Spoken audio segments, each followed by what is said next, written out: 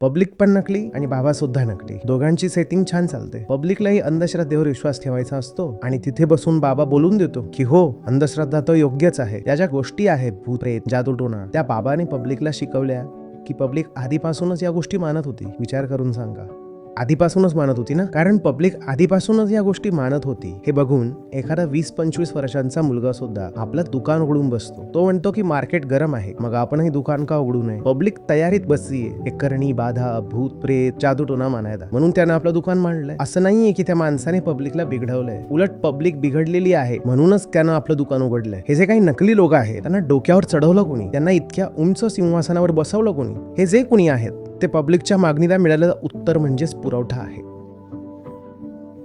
Public भ्रष्ट आहे म्हणूनच त्यांच्या समोर अशा प्रकारचे भ्रष्ट बाबा उभे राहतात.